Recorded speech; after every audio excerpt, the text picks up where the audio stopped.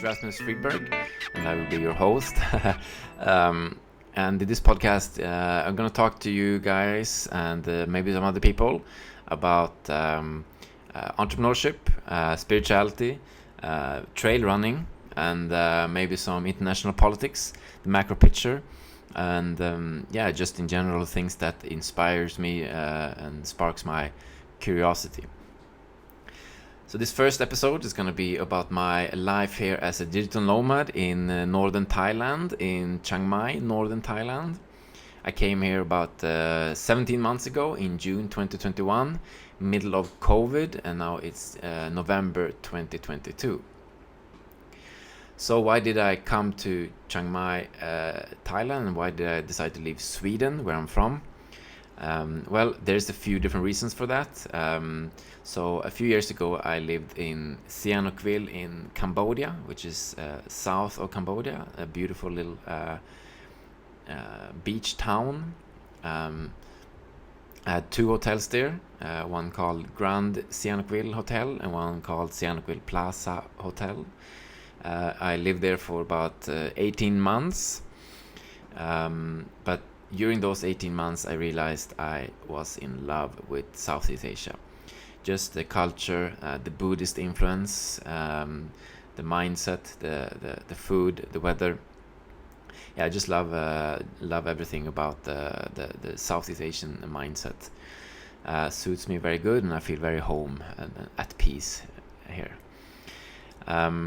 And also, I have this theory about the world and where it's progressing, and I do think that the West is going to struggle for the next few decades, and we see this kind of already with the war between Russia and Ukraine, the energy crisis, the inflation, and the interest rates are going up, and people are starting to struggle. And unfortunately, I do think it's going to get a lot worse before it gets better. And that is one of the reasons why I decided to move over to Southeast Asia and Asia, where I think the future is going to be. So that's that. So how have my first year as a digital nomad or a location independent worker been here in Chiang Mai in Thailand? So I came here in June, and it was middle of COVID, so I had to do 14 days of quarantine. That's an interesting experience. On day number 10 or something, 11, I think I sort of went a bit crazy because I lived in a 12 square meter room. I couldn't leave the room, right? So I just decided to start running around the room for 45 minutes just to get the sweat going and do some exercise. So I just ran around in my room for 45 minutes all by myself. It's funny memory. Anyway, so when I got out of the hotel, I took a flight the same day up to Chiang Mai. Initially, it was just about to check out the city. I wasn't sure that I wanted to stay here. I had some plans to travel around a bit. But then COVID sort of came back, and I was forced to stay in Chiang Mai, and then I was also just fell in love with the city right away. A lot because of the mountains that are kind of just behind me here. Very beautiful. So my life here, these 16, 17 months have been in one word, very amazing, like the best decision I've ever made. But nothing is friction free, and definitely had some ups and downs living here. One of the most challenging parts about being sort of a digital nomad and an expat, about coming to a new country, is the visa situation.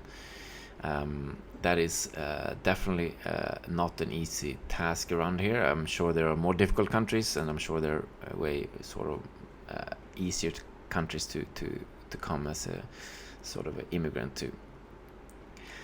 So the visa situation, currently I'm on a 6-month business visa through it's called Smart Visa, and it's because I'm so smart. No, it's the government's sort of special visa, formed or shaped so that they attract tech people. I'm not like a hardcore tech person. I'm a sales and business and marketing person. but I've been working in the startup and in the IT consulting space for a bit, so I can understand that, and I'm quite curious about the space and what it's doing to the world, the whole technical revolution, digital revolution. Very interested in that. So I have this sort of SaaS app. It's a B2B sales automation tool where I help other businesses sell to their prospective clients through an email automation bot in a way. So been doing that for a few months, and starting to get some traction there, so that's nice. So that's how I have my visa right now, with the intention to start the company here in Thailand, and then I will get an extension of 2 years with the included the work permit, and you have a multiple entry back and forth to the country as many times as you want. You actually also get a sort of fast lane on the airport because you're so special. So initially when I came here, I was on a COVID extension visa, which was 45 days, and then just kept on extending that each 45 days. It's quite convenient because they didn't want anyone to travel, so you didn't have to go outside the country to get it extended. You just had to go to the immigration office here in Chiang Mai and get a stamp. It was not a big hustle. But then the COVID extensions stopped, and then I had to go over to a student visa.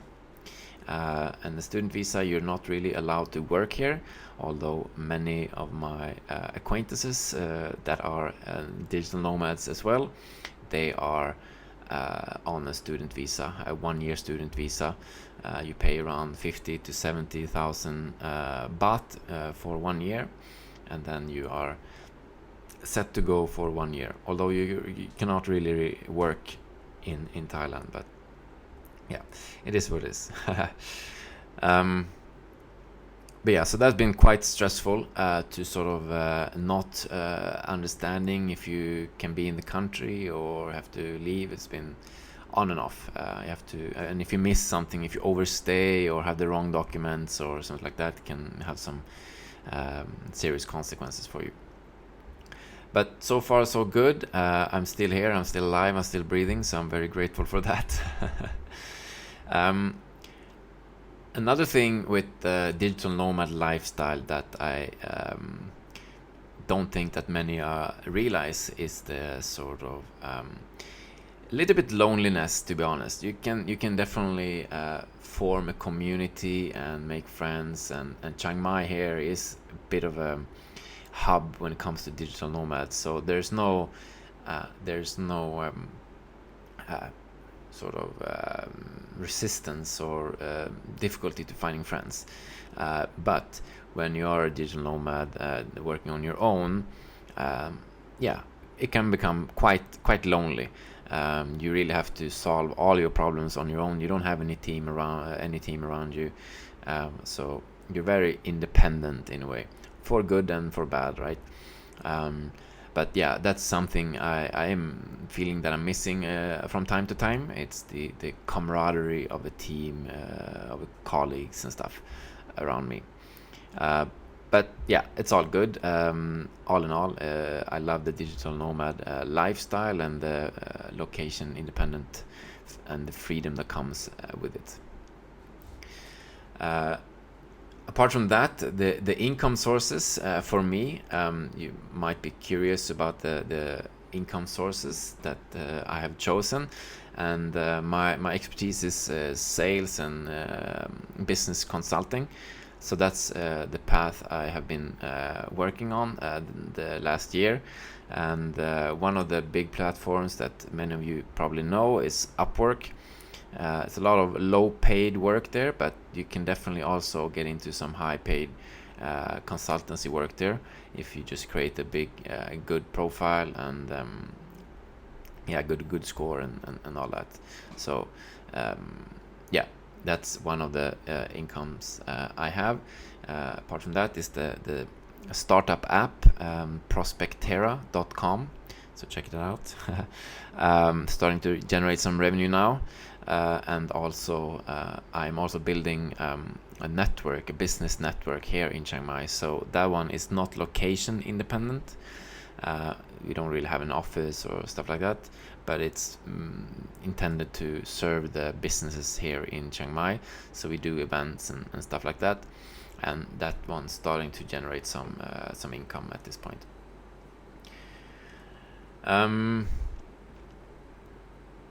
Yeah, so I think that's it. It's a decent first episode, and I hope you got some parts out of this, some gems that you can take with you. And if you have any questions, don't hesitate to reach out, and I'll do what I can to answer live about digital nomads here in Thailand. All right,